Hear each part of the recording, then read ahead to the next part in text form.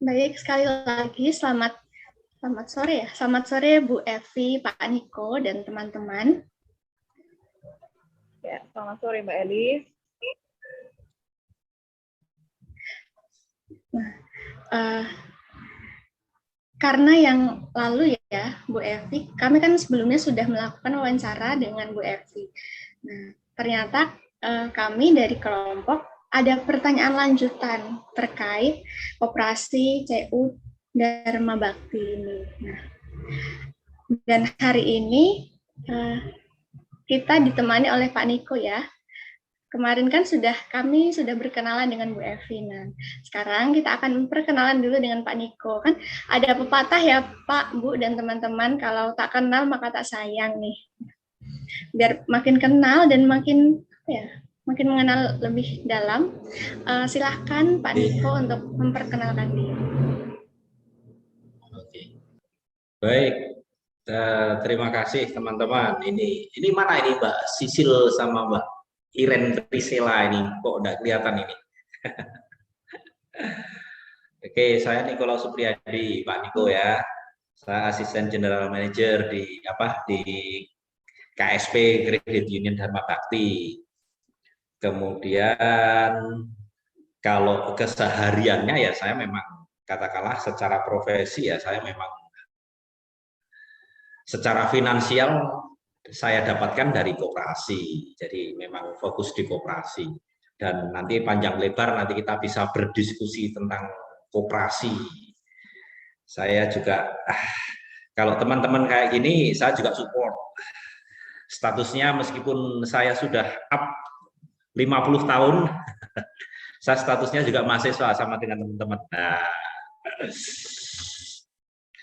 nanti kita bisa diskusi bareng-bareng. Itu saja yang saya sampaikan. Kalau kaitannya dengan itu, apakah Bu Evi mau lanjutkan dengan itu atau kita diskusikan dengan topik ini? Paling tidak kalau yang saya terima ada 5 ini ya, 5 yang akan kita sharingkan ya, dari 5 pertanyaan dari teman-teman ini ya. Atau mau langsung? Iya Pak. Oke. Mungkin akan kami sampaikan ya Pak satu persatu biar ya silakan terencana. Terima kasih sebelumnya Pak Niko sudah perkenalan secara singkat. Untuk mempersingkat waktu ya Bu Evi, Pak Niko, dan teman-teman, saya akan mulai membacakan untuk pertanyaan yang pertama. Kan Koperasi CU Dharma Bakti ini kan koperasi simpan pinjam. Nah, kami ingin mengetahui nih Pak, koperasi anggota dari Koperasi CU Dharma Bakti ini berasal dari kalangan apa saja, dan untuk bergabung di koperasi ini, Koperasi Simpan Pinjam Dharma Bakti ini, apakah ada syarat-syarat umum dan syarat-syarat khusus ya untuk bergabung di koperasi ini? Sekian Pak. Oke, satu persatu ya ini ya? Ini ya? Iya Pak, oke. Satu persatu. Ya baik. Izinkan saya menjawab ya Bu Evi. Ya, silakan Pak Niko, monggo. Ya.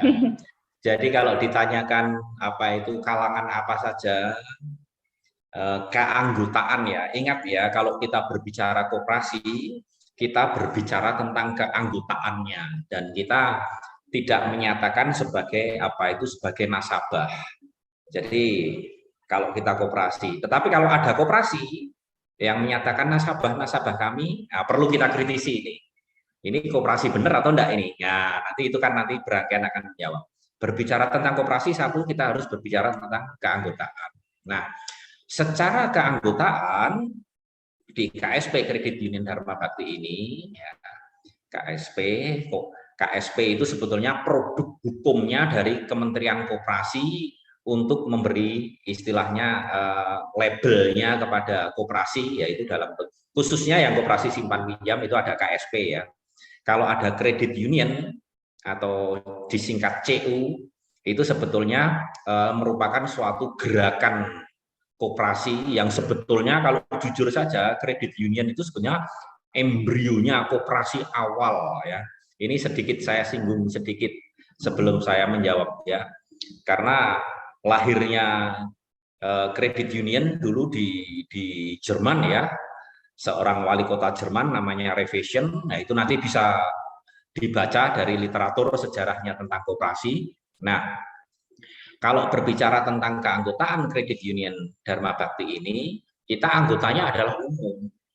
Ya, umum, semua kalangan, entah disiplin profesi, disiplin apapun, usia dan berbagai macam. Hanya saja kalau usia memang nanti ada rangkaian yang dalam pertanyaan ini juga.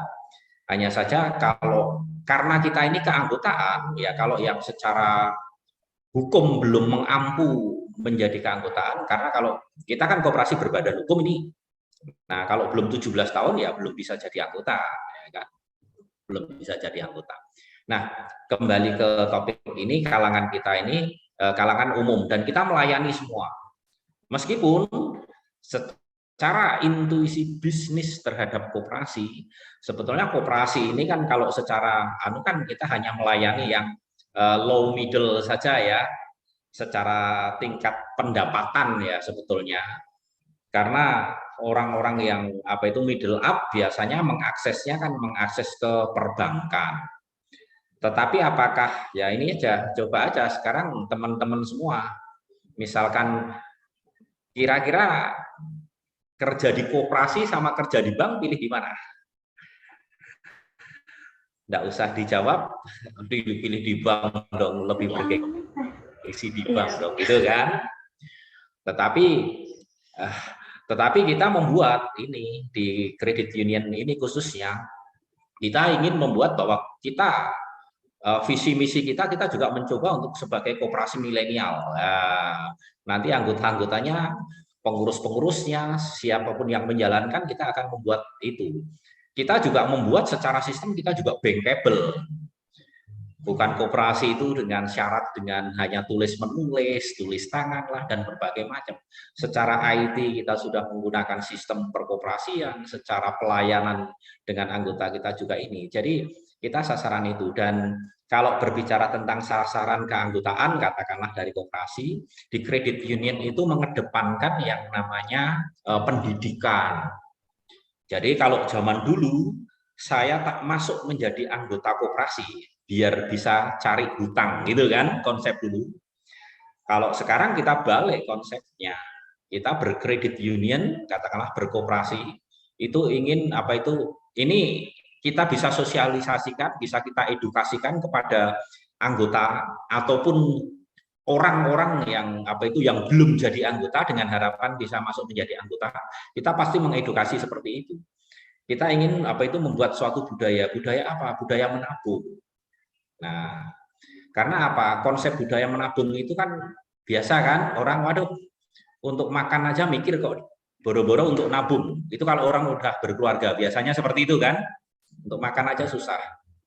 Padahal konsep menabung itu sebetulnya dianggap sulit, dianggap susah.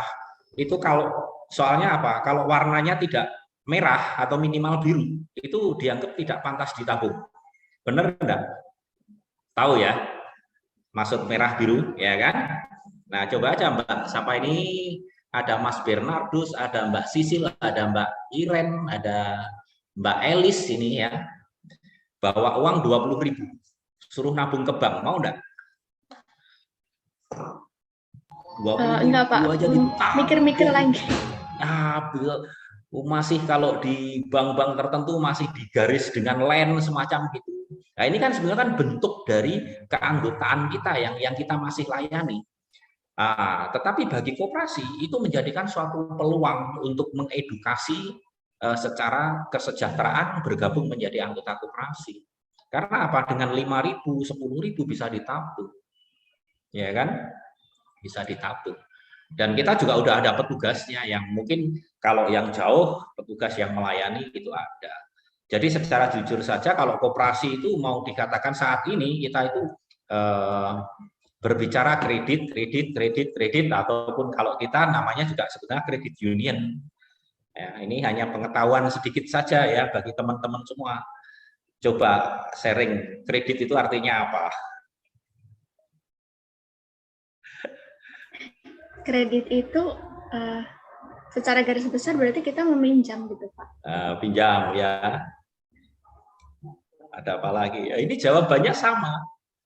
Kalau saya sosialisasi dengan apa? Dengan ibu-ibu di apa dasawisma, kita sosialisasi tentang kredit union, tentang koperasi, kemudian dengan ibu-ibu ataupun dengan kalangan-kalangan guru yang katakanlah yang kalau secara strata sosial mungkin juga udah ini ya berpendidikan ataupun kalangan-kalangan mahasiswa, dosen itu pun juga kadang dia apa itu enggak tahu apa itu dalam arti saya sharing bukan merasa satu kredit itu kan kata dasarnya kan kredo ya kan yang artinya percaya.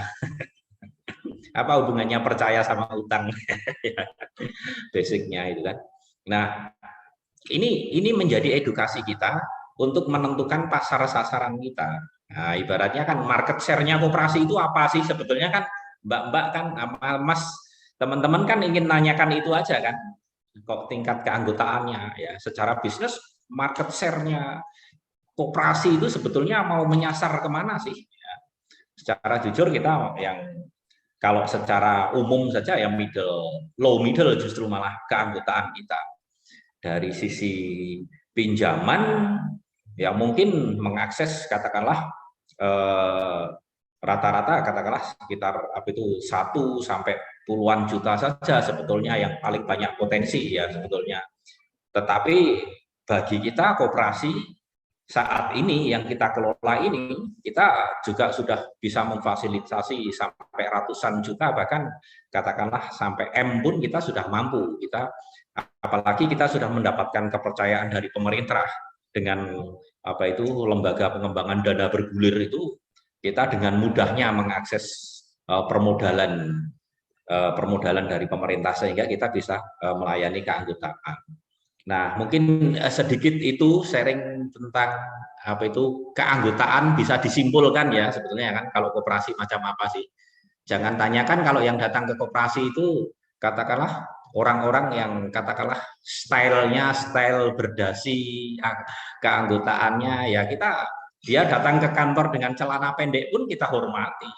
Karena apa? Status dia adalah apa? Sebagai apa? Sebagai bos kita. Sebagai bosnya koperasi. Koperasi yang sebenarnya bosnya itu tidak bisa disebut, oh ini miliknya koperasi, milik Pak A, Pak B. Tidak bisa.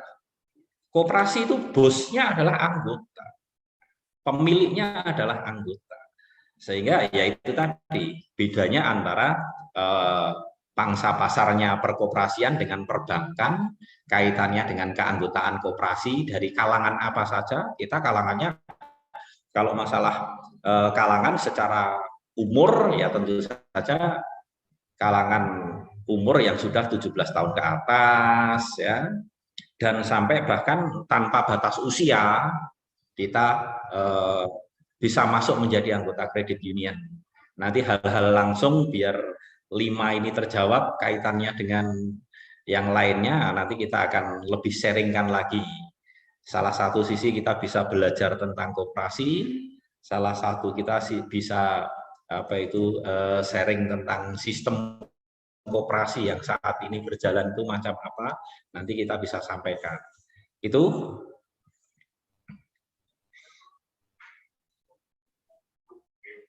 Oke, baik Pak Niko. Terima kasih untuk jawaban yang sangat lengkap ya Pak, dari awal sampai akhir ya. Tidak hanya menjawab satu pertanyaan saja. Untuk selanjutnya mungkin bisa disampaikan oleh teman saya.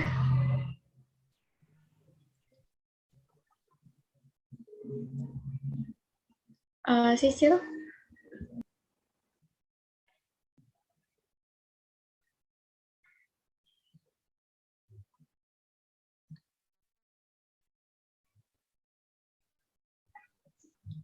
Baik, untuk yang nomor 2, apakah di bawah 17 tahun boleh menjadi anggota di Koperasi CU Dharma Bakti ya Pak?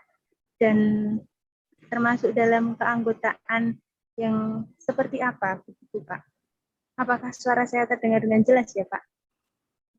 Bisa, bisa, bisa. Ini tadi Mbak siapa ini tadi? Saya Sisilian ini Pak. Oh, Mbak Sisil ya. Oke, oke, Mbak Sisil ya. Ya, oke. Dengan itu tadi meskipun saya sedikit sudah singgung ya, bahwa kalau di bawah 17 tahun ya, tentu saja belum bisa menjadi anggota koperasi ya. Jadi karena ya itu tadi secara regulasi bahwa yang masuk menjadi anggota itu adalah yang sudah bisa mengampu atas istilahnya mengampu tentang sudah berumur 17 tahun.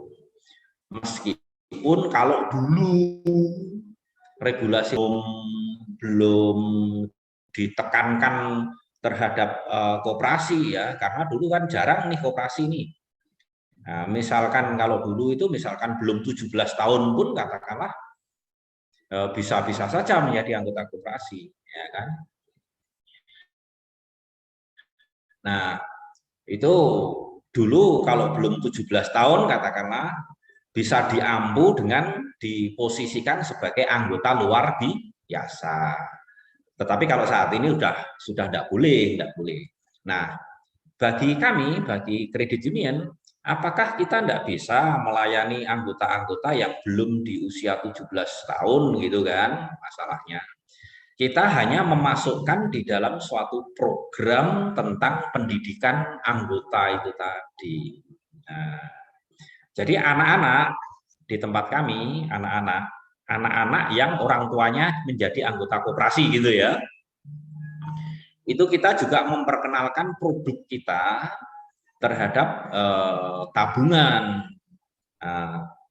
yaitu namanya simpanan pendidikan, Sipendik ya namanya. Kita ada produk tabungan namanya simpanan pendidikan. Nah, itu siapa yang mana, Bu? Yaitu anak-anak yang belum 17 tahun ini tadi, tetapi statusnya bukan anggota. Nah, yang menabung diampu oleh siapa? Diampu oleh orang tuanya yang menjadi anggota. Tidak semua anak bisa nabung di tempat kami juga tidak bisa. Kalau orang tuanya tidak bergabung menjadi anggota, juga tentu saja si anak itu tidak bisa menabung. Karena yaitu batasan-batasan regulasi itu tadi. Ibaratnya kalau kita di bank, ya kan, biasanya kan kalau anaknya dapat beasiswa atau siapapun, nah nanti atau anak-anak mau menabung ke bank itu kan nama anak nanti QQ orang tuanya gitu kan. Kita juga membuat seperti itu. Sehingga kalau orang yang belum 17 tahun biasanya anak-anak ya itu kita fasilitasi dengan agar tahu koperasi, agar bisa menciptakan budaya menabung. Tentu saja kita mengedukasi melalui orang tuanya, sehingga orang tuanya yang sebagai anggota koperasi biar itu bisa mengedukasi anaknya untuk menabung. Ini loh manfaat menabung seperti ini. Program simpanan pendidikan itu kan kita bisa memberikan pendidikan kepada orang tua. Itu adalah bentuk program pendidikan kita. Dalam arti ini, ada keluarga muda mungkin katakan, yang anaknya baru TK. Kemudian anaknya itu nanti dibukakan buku tabungan simpanan pendidikan gitu kan. Nah, orang tua nanti akan menabungkan atas nama anaknya QQ orang tuanya itu nanti. Dengan harapan apa? Dia masih TK. Suatu saat, katakanlah misalkan TK 3 tahun ditambah SD 6 tahun, berarti kan ada waktu 9 tahun ya. Saya bilang TK itu kan karena mulai dari playgroup 1 tahun, kan waktu 9 tahun itu anak sudah diajari, dididik untuk menabung. Nah, sehingga kan ada manfaatnya. Suatu saat dia lulus sekolah dasar, sekolah lanjutan lagi, dan berbagai macam. Jadi meskipun saya tidak hanya sekedar menjawab apakah kalau 17 tahun tidak boleh, terus ya sudah, berarti tetap ingat tetapnya bukan anggota, ya. Terus kita menempatkan terus harus seperti memberlakukan seorang yang sudah di atas 17 tahun sebagai anggota, enggak. Jadi cuma itu saja. Jadi jelas ya, jadi regulasinya kalau belum 17 tahun belum bisa masuk menjadi anggota. Atau kalau secara hukum sebetulnya sih kita bisa ampu orang meskipun belum 17 tahun tetapi sudah menikah. Nah, itu juga sebetulnya sudah masuk kategori secara regulasi hukum juga sudah dianggap orang yang sudah bisa mengampu hukum. Itu hanya tambahan sedikit saja, tapi jaranglah sekarang anak-anak seperti itu. Begitu ya untuk yang poin 2. Baik, Pak, terima kasih. Ya.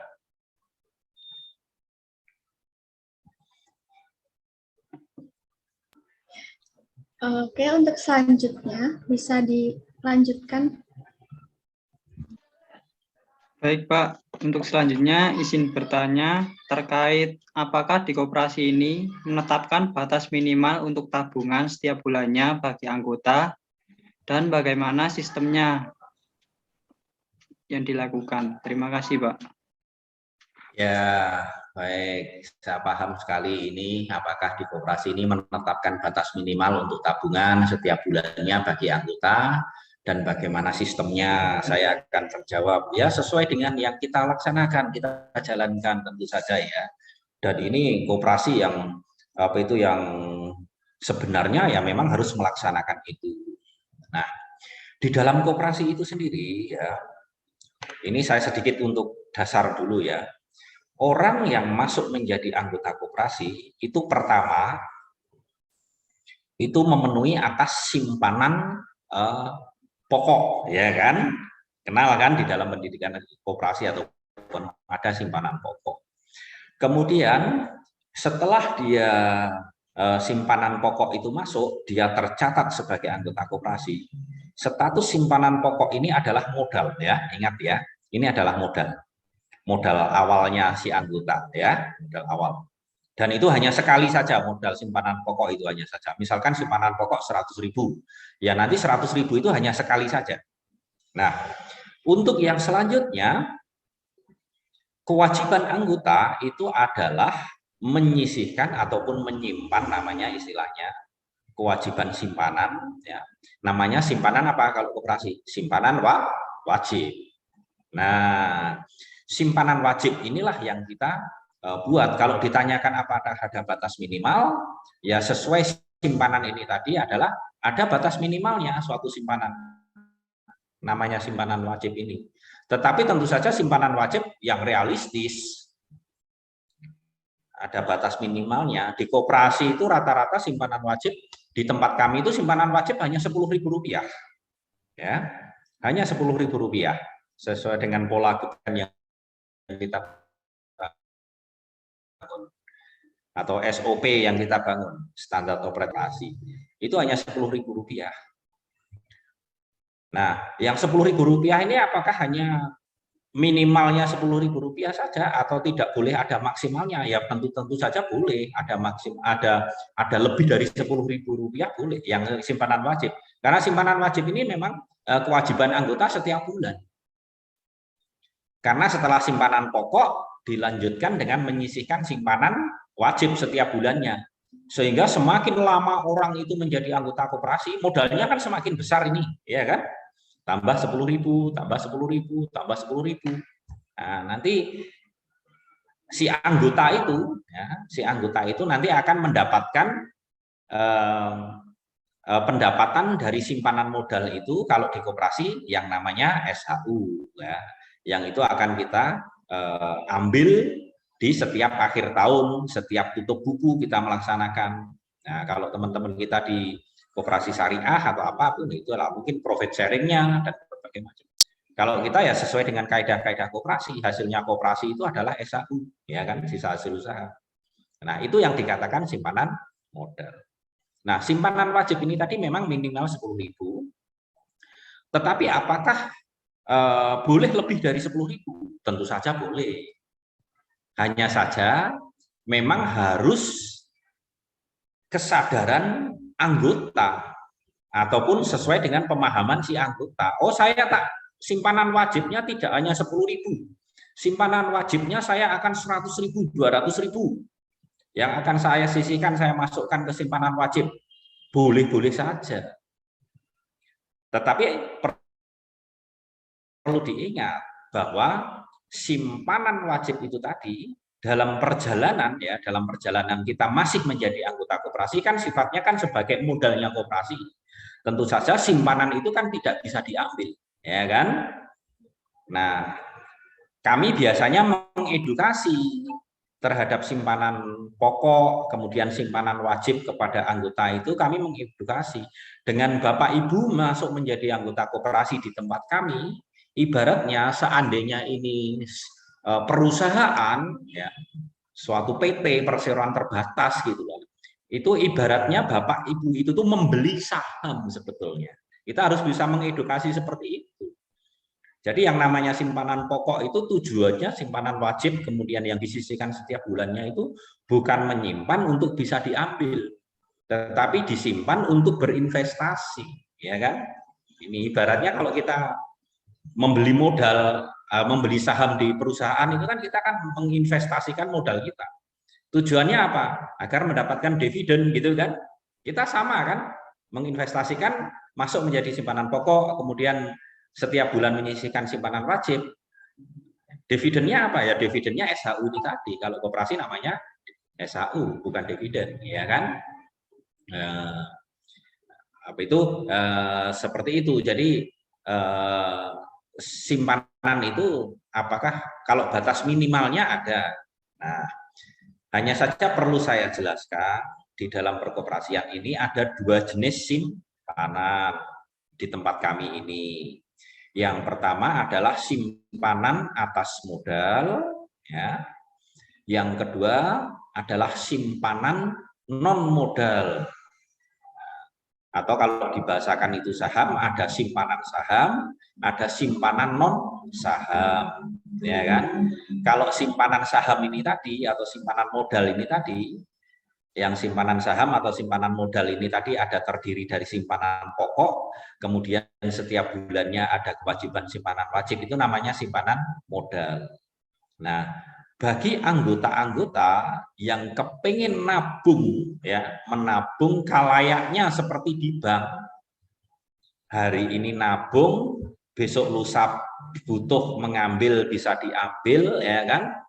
Atau hari ini nabung 1 tahun yang akan datang akan saya ambil. Nah, ini di koperasi di KSP CU Dharma Bakti ini juga memfasilitasi tabungan seperti itu. Ya, namanya tabungan non modal atau tabungan non saham. Nanti produknya baik ada yang tabungan itu ada yang produk apa itu produk yang mendapatkan bunga harian ataupun bunga mendapatkan yang berjangka, tabungan jenis tabungan berjangka, ya. Itu yang simpanan-simpanan ataupun tabungan-tabungan anggota yang bisa diambil sewaktu-waktu. Jadi yang membedakan tadi ada simpanan modal dan simpanan non modal. Nah, untuk memfasilitasi anggota yang pengen nabung, ya simpanan apa itu yang non modal ini tadi, ini kita juga tidak ada batas minimalnya. Minimalnya pun batas minimalnya juga tidak ada. Batas minimal itu ya biasa transaksi, misalkan kita membuka bunga harian, kita dengan membuka dengan Rp20.000, Rp10.000 untuk administrasi, Rp10.000 untuk saldo awal. Untuk berikutnya, entah itu ada 5.000, 10.000, 100.000 ataupun sampai puluhan juta sampai ratusan juta disimpan, kemudian suatu hari katakanlah mau ngambil, diambil, bisa seperti itu. Atau saya menghendaki kepingin menabung yang sifatnya berjangka. Kalau di bank itu namanya deposito gitu ya. Kita juga ada Cuma kita mengistilahkan tidak dengan deposito, tetapi dengan simpanan berjangka. Produknya namanya SISUKA, simpanan sukarela berjangka. Itu nabung secara berjangka misalkan. Nanti bunganya, bunga simpanannya otomatis akan bisa dinikmati oleh anggota itu, didebit langsung setiap akhir bulan, bunga masuk ke simpanan bunga harian. Sehingga bagi anggota, oh saya merasakan nyata, saya nabung di sini jasanya sekian ini, akan bisa kita nikmati nanti di print out kan dan berbagai macam itu dalam rangka untuk membangun kepercayaan dengan anggota. Karena apa? Usaha ini kan miliknya anggota. Nah ini, jadi secara apa itu batasan minimal, kemudian sampai maksimalnya, yaitu kita bisa kita jawab seperti itu. Nah, kenapa apa seperti itu? Di koperasi itu punya keuntungan. Keuntungannya apa? Menabung di koperasi mungkin bisa dicatat, ini Permen Q ya. Permen Q itu peraturan Menteri Keuangan nomor 112 ya. Peraturan Menteri Keuangan nomor 112 PMK 03 ya, tahun 2010. Menabung di koperasi ya, menabung di koperasi seperti tadi ada produk yang non modal tadi, yang non saham tadi, menabung di koperasi, baik itu koperasi apa itu mau bentuk simpanan bunga harian ataupun bentuk deposito. Peraturan Menteri Keuangan tadi nomor 112 itu tadi mengisyaratkan bahwa menabung di koperasi yang tidak menghasilkan jasa atau bunga sebesar Rp240.000 setiap bulannya, itu kita tidak dikenai pajak. Kita bebas, tidak dikenai pajak. Sehingga ya, meskipun hanya punya tabungan Rp100.000, misalkan siapapun teman-teman buka tabungan menjadi anggota di sini, terus menabung di bunga harian hanya di Rp100.000, didiamkan 1 tahun, 2 tahun, 3 tahun, 4 tahun, 5 tahun, 6 tahun, bahkan sampai puluhan tahun pasif sama sekali. Uang itu ya tetap batas minimal untuk tabungan setiap bulannya. Penjelasannya seperti itu tadi ya, bisa disimpulkan ya. Hanya saja saya kan lebih cenderung kalau saya hanya jawab ini saja, oh ya udahlah, apa bedanya koperasi kredit union Dharma Bakti dengan koperasi-koperasi yang lainnya gitu kan. Atau mau dilanjut lagi yang keempat?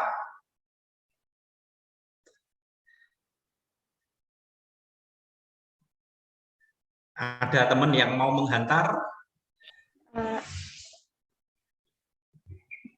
Baik Pak, akan saya sampaikan ya Pak, untuk yang keempat ini. Jika anggota koperasi ini Pak Andi yang meninggal dunia, tapi beliau memiliki tabungan ataupun pinjaman di koperasi Dharma Bakti ini, lalu tindakan atau kebijakan apa yang akan koperasi Dharma Bakti ini lakukan Pak? Baik ya. Siapapun yang bergabung menjadi anggota kredit union Dharma Bakti ini, itu kita memberikan proteksi kepada anggota. Nah, dan ini tidak akan pernah dilakukan oleh koperasi-koperasi yang lain selain di kredit union. Kredit union pun juga tidak semuanya. Nah, dalam perjalanan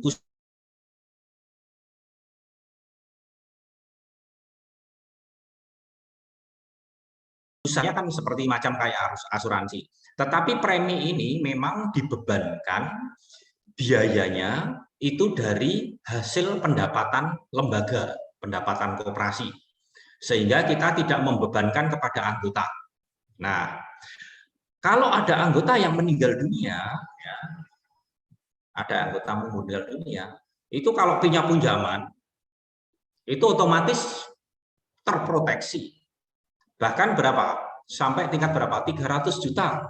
Ya, meskipun ada batas sampai batas tertentu ya. Di tempat kami apa itu 60 sampai dengan usia 65 tahun ya.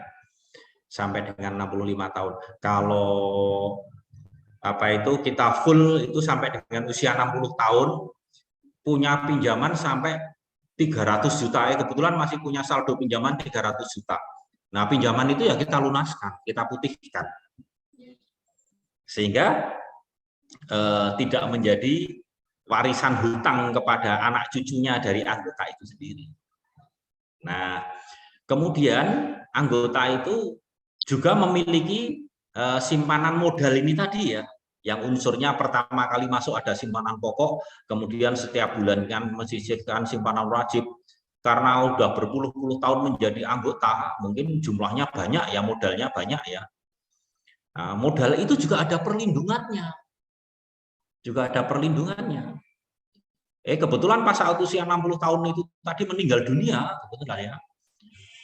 Padahal dia memiliki simpanan modal katakanlah karena udah lamanya menjadi anggota koperasi, modalnya udah ada 100 juta. Gitu ya. Yang kita kembalikan kepada ahli waris si anggota itu tadi plus 100%-nya. Kalau ada 100 juta ya tambah 100 juta dari koperasi. Sehingga yang diterimakan apa? Modalnya malah yang mestinya hanya mengambil modal 100 juta malah mendapatkan perlindungan plus 100 jutanya. Jadi mendapatkan 200 juta. Itu dari simpanan modal pun kita juga kita lindungi.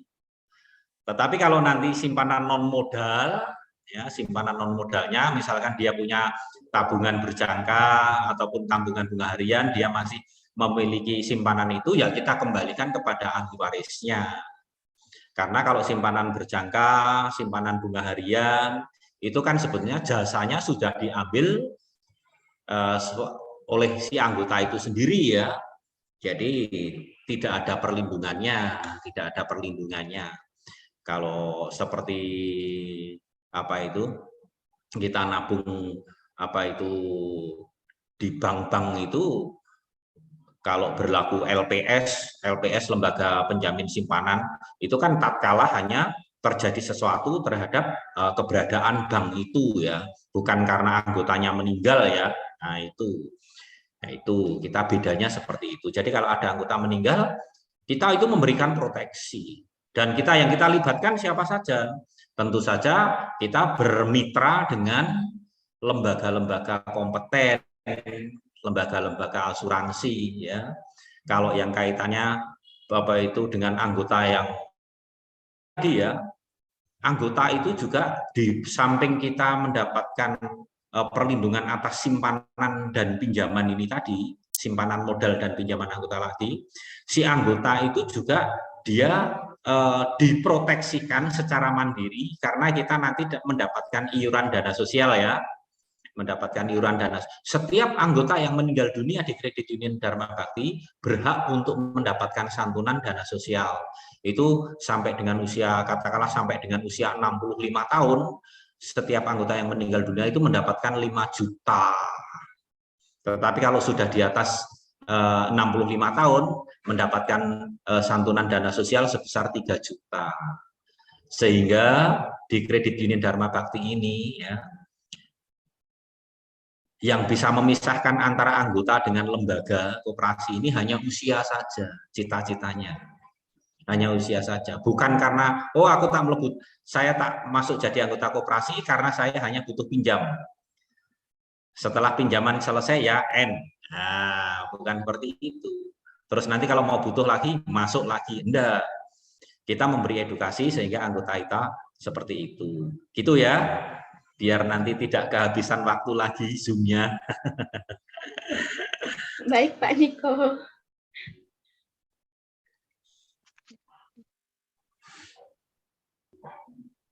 Untuk pertanyaan yang terakhir, mungkin bisa disampaikan oleh Kak Iren.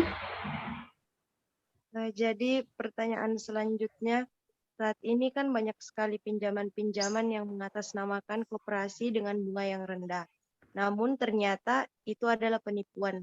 Bagaimana koperasi Dharma Bakti ini dapat mengedukasi baik bagi masyarakat calon anggota dan anggota untuk tetap konsisten untuk menabung dan melakukan peminjaman di koperasi ini. Terima kasih.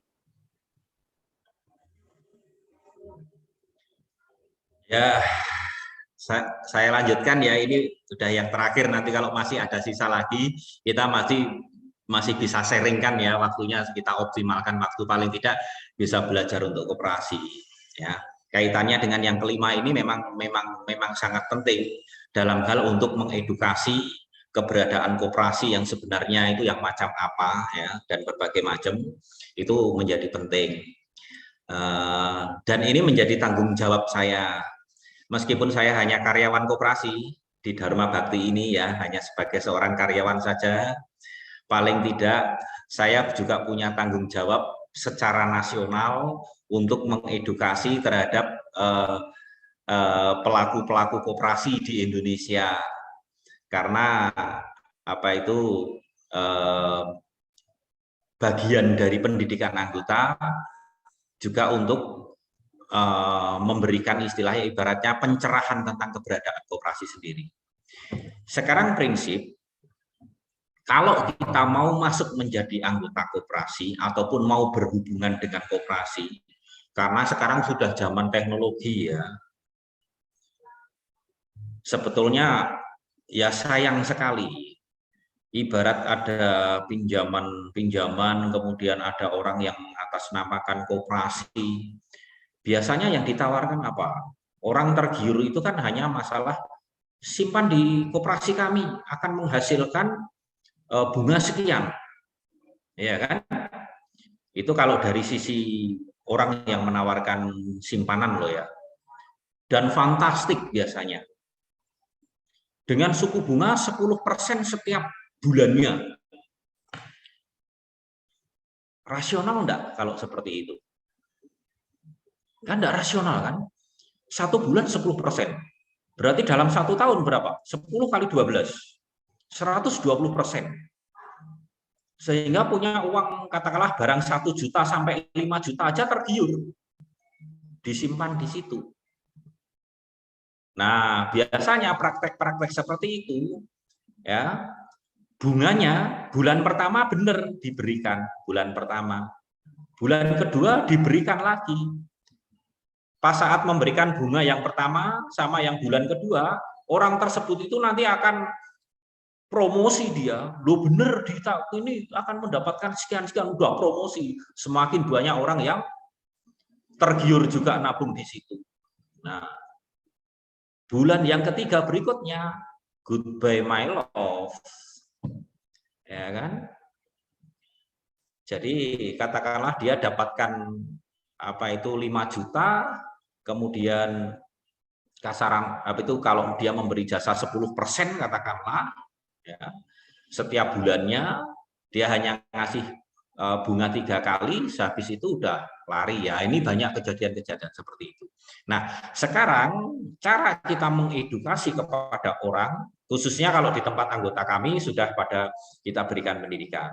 Tetapi bagi khalayak umum, kapan sih kita mau memutuskan berhubungan dengan koperasi itu caranya bagaimana, kiat-kiatnya? Yang pertama, ya, kita tanyakan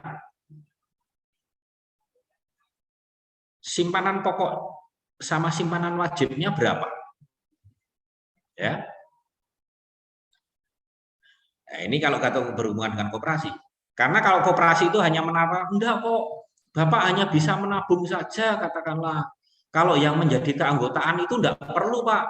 Bapak hanya menabung saja. No. Karena prinsip koperasi itu harus masuk menjadi anggota, ya kan? Prinsip itu. Ini untuk mengedukasi kepada orang. Jadi kalau koperasi itu hanya bisa melayani pinjam ataupun hanya bisa melayani simpan tanpa mengikatkan diri untuk masuk menjadi anggota, dia tidak memberikan form keanggotaan dan berbagai macam, berarti bukan koperasi yang sebenarnya. Ya, meskipun ditawari dengan suku simpanan yang tinggi pun, ya jangan percaya. Nah, itu ciri-ciri koperasi. Nah, bahkan koperasi-koperasi yang nakal seperti itu ya udah, dia yang ditawarkan mungkin entah hanya sekedar pinjam saja tanpa masuk menjadi anggota, ataupun hanya sekedar nabung saja tanpa harus masuk menjadi anggota. Itu kita hindari kalau koperasi-koperasi yang melaksanakan praktek seperti itu, jangan sekali berhubungan dengan itu. Nah, Kemudian itu secara fisik. Kemudian kita bisa tanyakan juga, apakah koperasi ini setiap tahun melaksanakan rapat anggota tahunan? Ya kan? Kalau ternyata memang, waduh, enggak ada itu rapat anggota tahunan, ya janganlah. Jangan sekali-kali. Jadi ini bukan koperasi. Ya, bukan koperasi yang sebenarnya sesuai dengan kaidah-kaidah koperasi. Nah, kemudian untuk yang berikutnya, karena sekarang juga udah IT, transformasi komunikasi itu udah jelas, sebetulnya sih mudah sih. Karena kan di suatu daerah, entah itu di tingkat kabupaten, ataupun di tingkat provinsi, ya, itu kan kita itu negara kita koperasi itu kan itu udah ada dinas-dinas koperasinya sendiri. Kita harus kontak dengan dinas, misalkan. Oh, saya ditawari tabungan, kok menggiurkan ya, saya itu kepingin. Koperasinya namanya apa itu? Oh, koperasi ini misalkan, koperasi ABCD misalkan. Lah kita kontak aja ke dinas. Bapak bener enggak?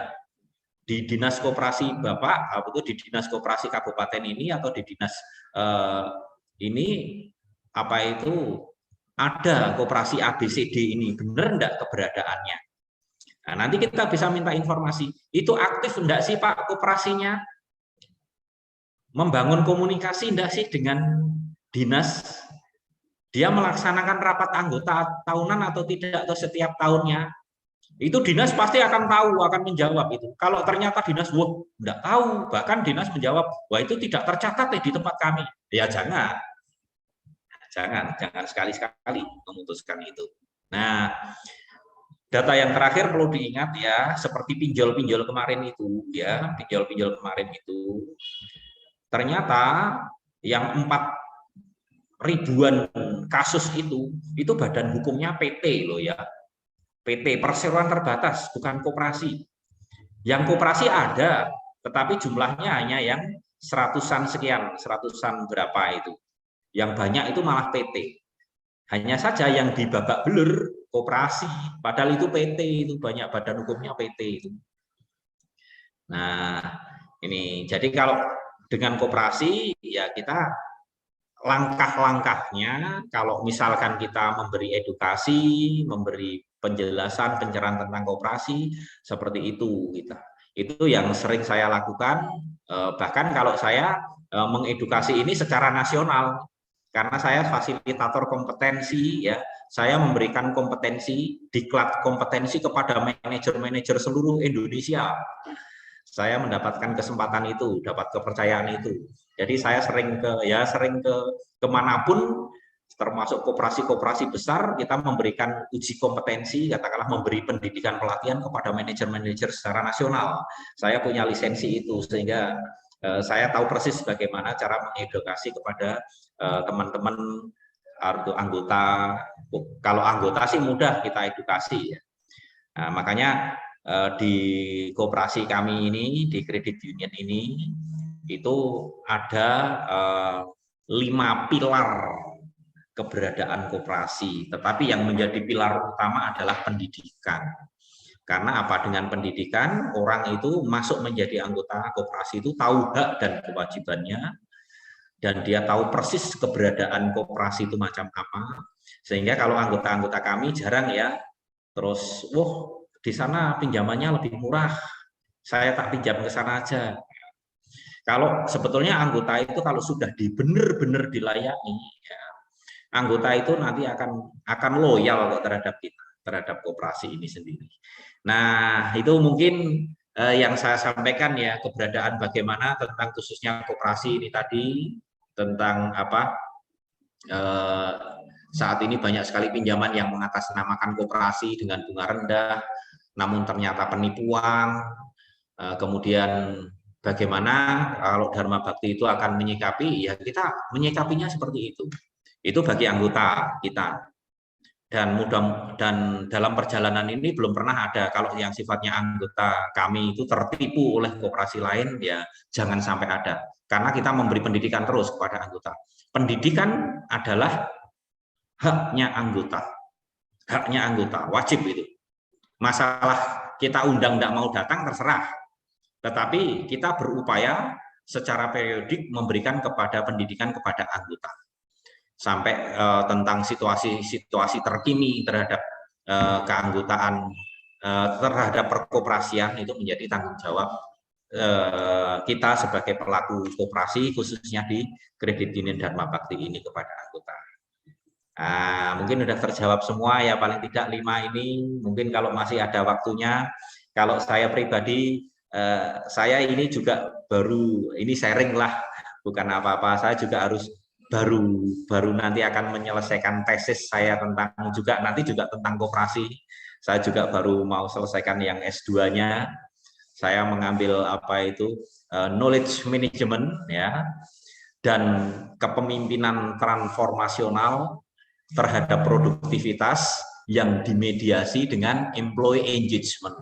Nah, ini kita harus main di 4 variabel ini. Nanti teman-teman masih main dengan 3 variabel aja ya. Nanti di S2 kita udah main di 4 variabel, harus ada variabel mediasinya. Ini akan lebih memperkaya lagi nanti bagi teman-teman. Oke, itu mungkin dari saya ya. Oke, terima kasih. Kalau ada hal lain yang ingin ditanyakan, kalau waktunya masih sesuai dengan koridor dengan ini, kami masih siap, kami bisa bantu. Suatu saat kalau ada hal-hal apa tentang edukasi, tentang apapun, tentang koperasi, boleh dicatat silahkan di 081 392 317878, itu nomor kontak saya. Nanti kalau ada hal apapun kaitannya dengan, termasuk kalau kita bisa sharing kaitannya untuk mendukung pendidikan dan berbagai macam, oke lah, kita bisa sharing macam-macam, tidak hanya koperasi saja. Syukur-syukur kaitannya dengan pendidikan, kaitannya dengan koperasi.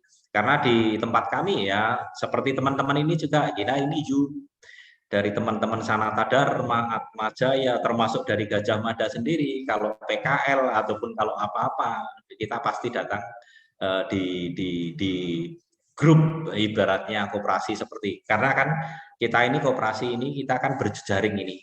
Nah, nanti kita bisa datang ke koperasi, kita bisa itu dan berbagai macam. Oke, terima kasih ya.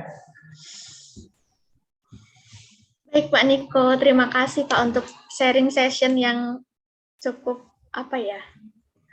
cukup bervariasi sekali ya Pak. Karena yang lalu, Zoom yang pertama itu kami seperti baru basic-basicnya saja Pak. Maka dari itu kami membutuhkan wawancara lebih dalam. Nah, kebetulan dengan Pak Niko yang pastinya menambah wawasan kami juga Pak. Oke, ya. Mungkin untuk yang terakhir ya Pak, kami ada sesi dokumentasi. Nah, sebentar. Oke, ya. Saya akan screenshot. Sudah siap semua? Sudah ya? 1, 2, 3. 1, 2. Ayo, teman-teman dan Pak Niko boleh bergaya sebebas mungkin. Oke, ya. 1, 2, 3. Oke, sudah. Terima kasih Pak Niko, terima kasih banyak sudah meluangkan waktunya untuk diwawancarai oleh kami semua. Ya, oke, sama-sama. Pokoknya sukses konsentrasi. Saat ini waktunya untuk belajar ya, kita optimalkan untuk belajar, karena setelah selesai belajar itu berarti genderang perang baru dimulai terhadap kehidupan kita masing-masing untuk meraih cita-cita. Kalau masalah sekolah ini ya kita tetap harus kita nikmati, kita sekolah, kita nikmati, kita belajar, kita syukuri ya. Nah, nanti ya tantangan untuk kalau hanya masalah selesai sekolah aja, saya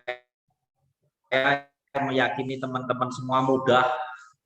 Nah, masalahnya kan tantangannya kan setelah selesai kuliah, ya kan? Nah, ini terpenting ya. Jadi kalau yang masalah ini seperti ini, pokoknya oke lah, good luck buat teman-teman semuanya. Ya, oke, terima kasih. Terima kasih Pak Niko. Terima kasih, Semoga Pak selalu Niko. dalam keadaan sehat ya Pak.